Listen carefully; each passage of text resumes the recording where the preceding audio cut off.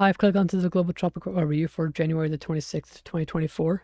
As is always the case in these videos, the flood special are mine alone, and when making decisions ahead of any tropical cyclones, look to your local weather office, local emergency management, and local tropical cyclone warning center.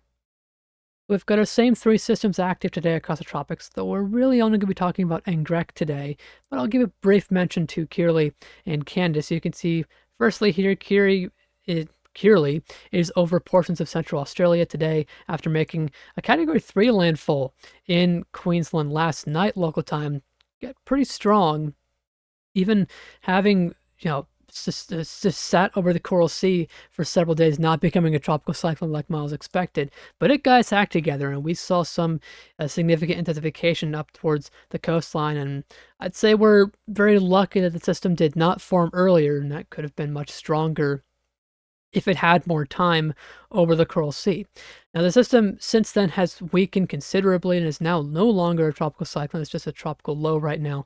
But you can see there is still a lot of thunderstorms associated with it, and that will lead to potential for flash flooding across the region. And I'll leave a link still to the Bureau of Meteorology if you need to go to flooding information for your local area. But hope everyone is safe around Townsville along the coastline where it got hit, and I hope the impacts were not as bad as they may have been from the storm when it made landfall.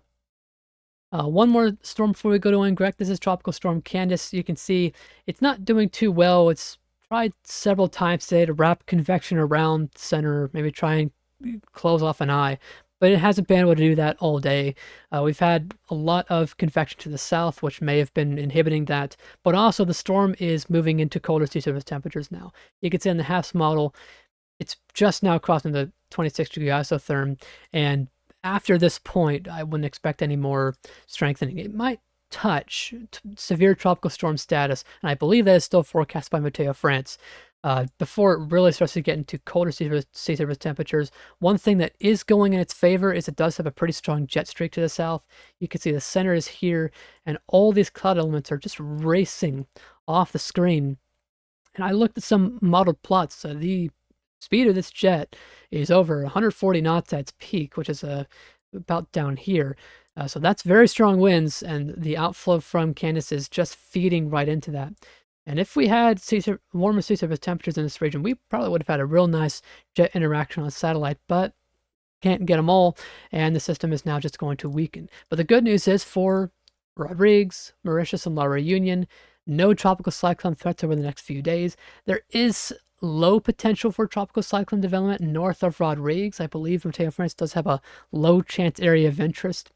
And this system might try to form as it dives south, but it may also have to contend with Tropical Cyclone Anggrek as it eventually comes through this region into late this weekend and early next week. Speaking of Anggrek, let's go to it right now. This is the close-up infrared loop, and over the past few days, we've had a lot of just disruptions for the storm. It's been a roller coaster. We've had times where the storm has had a dry air intrusion that's completely destroyed, the eastern half of the storm. I think yesterday and the day before, I showed you visible satellite images where the storm had almost no convection on the eastern side because of the dry air. But we've also had in between those phases where the storm has been continuously wrapping convection around the center successfully, and it's been able to close off an eye and intensify. Right now, tonight, we are in, or I guess this morning, local time, we are in a phase of an eye, and you can see that here on the infrared satellite loop. You've got all this deep convection continuously wrapping around the eye, and this storm is getting pretty strong. I think current estimates are about 90 knots. That's, I believe, about 105 miles per hour. And if things keep up throughout the day today, I wouldn't be surprised if it reaches an intensity of 100 knots or more. It's about 150 miles per hour or greater. Making it a Category 3 equivalent on the Saffir-Simpson scale. And it's likely to keep that intensity, assuming no dry air disrupts it fully, but it's likely to remain a fairly strong cyclone over the next several days as the environment is going to be favorable and continuously get more favorable. And this weekend, we may have a very favorable setup for a very strong cyclone, thankfully staying away from land areas. You can see in the water vapor loop right now, there's just not a lot going on here. We've got Anggrek here and a weak upper level low to the southwest of that. This low might be enhancing some of the outflow right now, and this low is going to continuously back towards the southwest along with Anggrek, and that will likely aid in its forward outflow channel to the south. And you can also see some cloud elements moving towards the north, towards the equator, indicating a low shear environment. We don't really have a big, trough coming in to shear it, and there's not really much stopping it apart from the dry air that's surrounding it. You can see surrounding it, there's a lot of greens here and blacks. That's just indicating a lot of dry air surrounding it, and that's really what's been plaguing it. But as long as the storm does not suck in a lot of that dry air, it should be fine. And the forecast right now is for the system to become a powerful storm.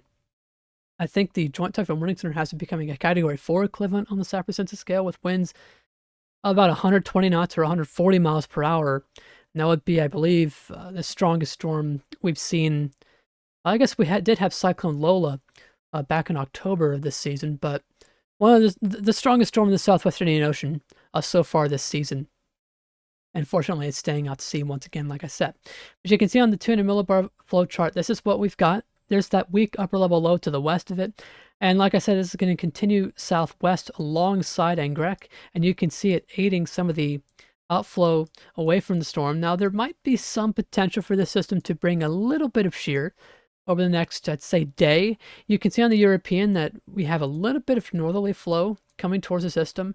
Now, getting a sounding from this, it doesn't actually show too much shear. It doesn't look like the shear would have any too significant impact on the storm, but it could potentially cause a little bit of disruption from this northerly flow. But you can see by the time it gets to the storm, it does quickly curve into its favor, bending away from the storm. So I wouldn't anticipate that shear to have too much of an impact. And once we get into this weekend, particularly Saturday night into Sunday morning UTC, that's probably going to be its most favorable time for the environment, and it's also going to be in warm seasonal temperatures. And I don't see much of a scenario where we don't get out of a strong cyclone here.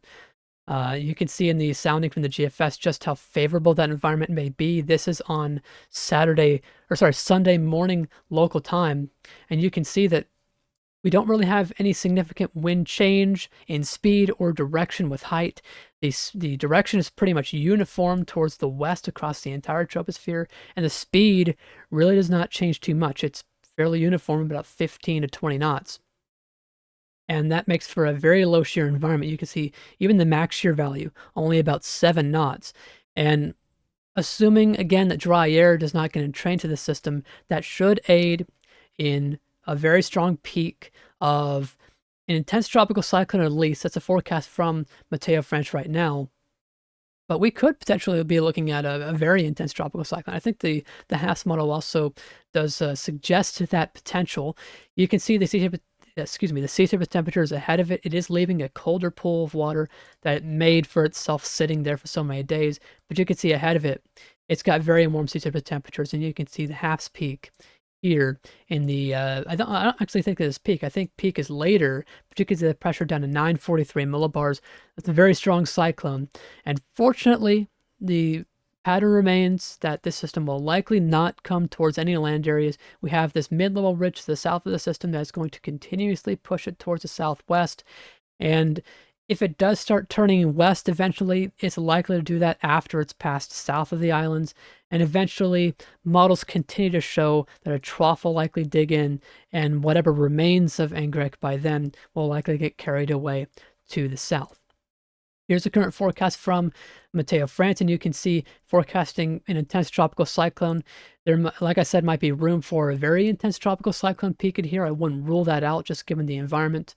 But again, we'll have to watch if the dry air plagues the system a little bit more. But you can see by the latter half of the forecast staying well away from La Reunion, Mauritius, and Rodrigues, and weakening as it heads into cooler sea surface temperatures into a severe tropical cyclone. And this time frame is about, I believe, middle of next week. And once that happens, once the system finally does weaken away, looks like the tropics may get a little bit quieter, at least on current indications. Now, I do want to show you just before I go, this is the area of interest from Mateo France. You can see it's well north of Rodrigues, and like I said, this system is forecast to track towards the south, maybe southeast, when it does develop. And we'll have to see if any development occurs from here. Like I said, Anggrek is going to come through here, and it may have to contend with that. And perhaps it may get sheared a little bit from the outflow from Anggrek. So not really a big concern. And if it does come towards, the islands down here, we're not anticipating any significant intensification. It would just mainly be a rainfall event, which right now, let's hope we can avoid that in La Reunion and Mauritius. And right now, this current position on the area of interest is good for that, so we can avoid any more flooding issues there. Well, that's all that I've got for today. The tropics are kind of cooling down here. You can see all the activity there across this broad map across Australia and all the way to Anggrek. But that's all that I've got for now. Once again, I hope you all are safe along the coastline of Australia as we have now in the aftermath of Cyclone Kirrily, and we're not looking at any significant threats over the next week. So enjoy the quiet period while it's lasts before we get into the peak of cyclone season. But that's it for now. Thanks for watching.